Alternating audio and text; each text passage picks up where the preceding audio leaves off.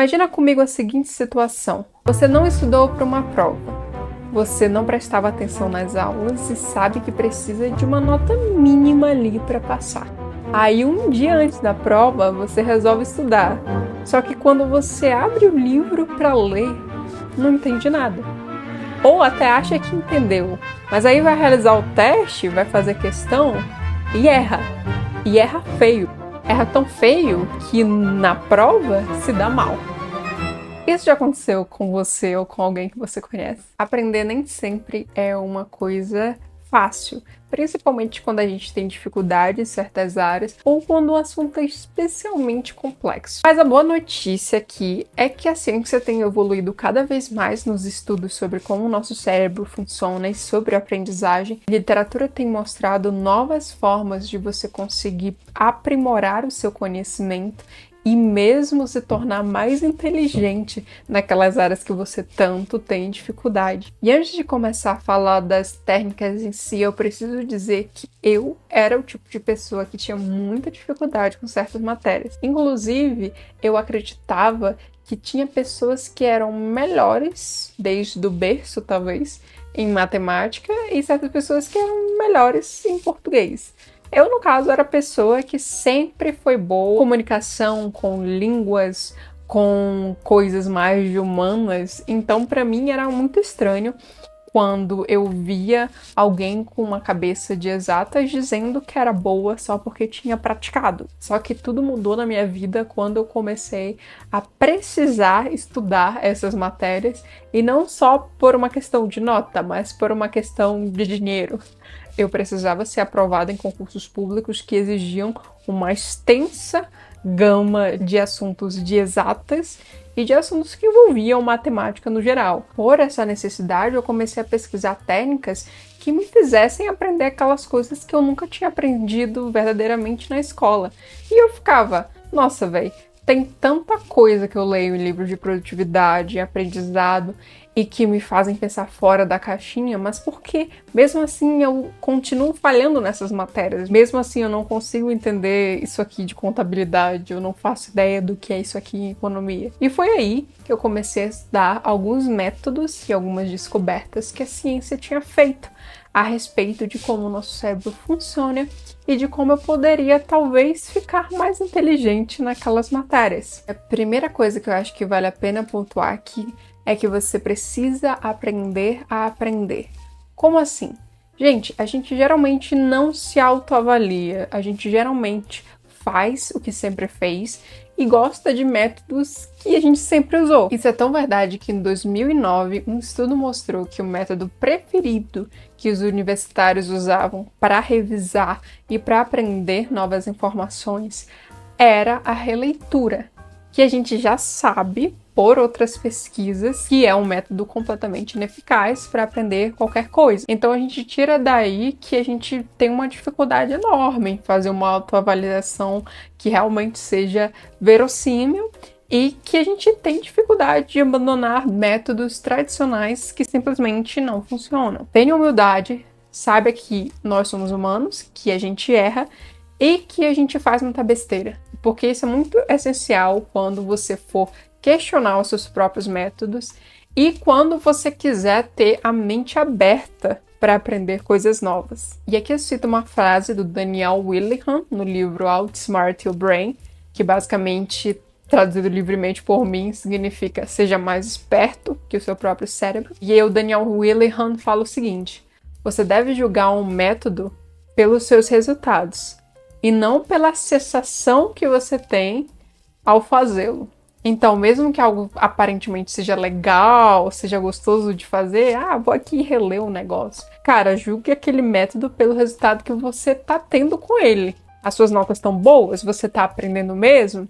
Se não, então talvez tenha alguma coisa errada, mesmo que ele seja muito divertido de fazer, como, por exemplo, assistir videoaula por horas de um professor legal, talvez ele não seja o método que mais vai te trazer resultados, e resultados é o que a gente geralmente almeja, né? Então, realmente vá atrás de métodos que têm base científica, métodos que são bem fundamentados e que vão te trazer uma confiança quando você for realmente aplicá-los no seu dia a dia. E agora, falando desses métodos de estudo de fato, eu começo com uma coisa que eu vejo pouca gente ensinando por aí e que simplesmente mudou a minha forma de estudar.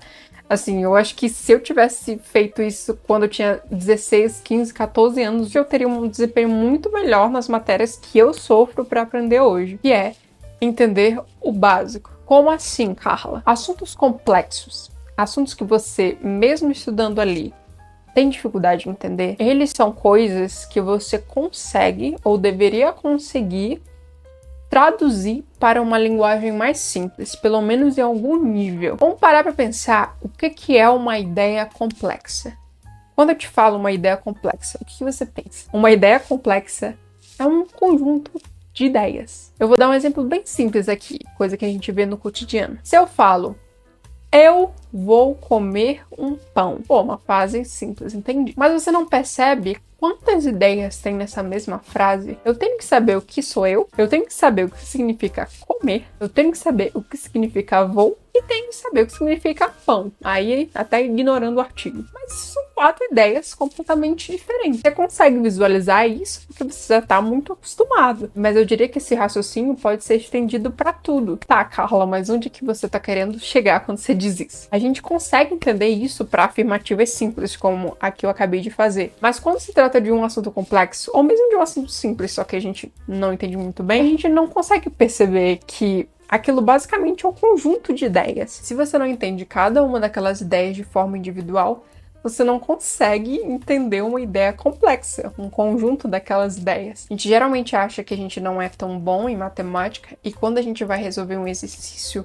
que é um meio difícil, assim, a gente fica, caramba, eu não entendi isso porque é um assunto complexo e eu não entendo esse assunto. Por exemplo, o povo que reclama de log, né? Eu já vi muita gente assim reclamando de log. Pô, eu não entendi log porque log é difícil.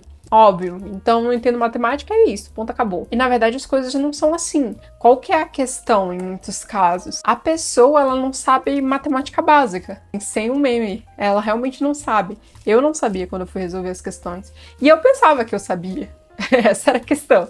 Eu pensava que eu sabia alguma coisa de matemática ali. E quando eu ia resolver uma questão difícil, eu percebi que eu estava errando as questões não por causa dos assuntos complexos, mas por causa dos assuntos básicos. Eu vi me perguntando pro meu amorzinho, o meu namorado, por exemplo, coisas básicas como achar a inclinação de uma reta. O que eu faço quando tiver que colocar um zero na divisão. Eu realmente não sabia essas coisas e eu tava errando as questões por causa dessas coisas. Então, qual seria o primeiro passo para que você realmente entendesse um assunto tanto complexo como simples? Você entender o básico por trás daquilo. Qual é o conceito-chave que tem naquela ideia que explica a ideia em si? Isso é muito importante porque a gente, na maior parte das vezes, não se questiona sobre se realmente aprendemos aquilo que estamos aprendendo ou se a gente fingiu que aprendeu.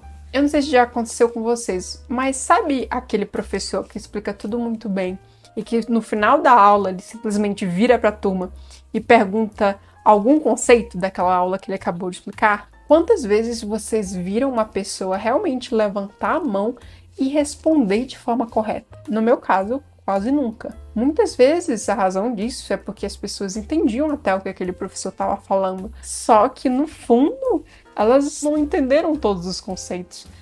E elas não param para pensar que uma simples pergunta talvez derrube toda a noção que elas tinham daquele assunto na aula. E a técnica de estudo que eu acho que embasa muito isso aqui que eu tô falando é o chunking, que eu já falei lá no meu perfil e que tô voltando a falar aqui, porque simplesmente, na minha opinião, é a melhor estratégia para você aprender mesmo no seu primeiro contato com algo, aprender aquela informação, porque ela obedece todas as formas como o nosso cérebro trabalha. E como é que funciona o chunking, então? A Barbara O'Callaghan, eu acho que é assim que se pronuncia o nome dela, fala no livro, né, Aprendendo a Aprender, cuja versão original se chama A Mind for Numbers, que significa, em tradução livre, uma mente para números. E então, nesse livro, a Bárbara fala que o chunking se resume a 3 passos principais. Primeiro, você vai pegar aquele assunto novo que você está estudando e você vai se certificar de que você está prestando atenção.